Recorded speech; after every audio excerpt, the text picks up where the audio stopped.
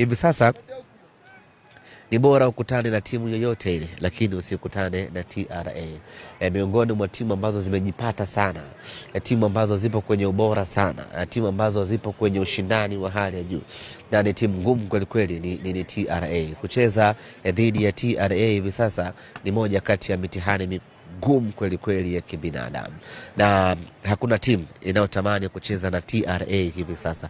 Hata sisi wenyewe Simba Sports Club, taifa kubwa, hatutamani kucheza na TRA. Tunatamani tungekuwa tumecheza nao tangu mwaka jana mwezi wa 10, lakini kukutana nao hivi sasa TRA kwa kweli ni pressure kubwa kweli kweli. Lakini yote kwa yote, huwezi kuskip, huwezi kumkwepa TRA, lazima tu utacheza naye kwa sababu ndio ratiba ya ligi hiko hivyo.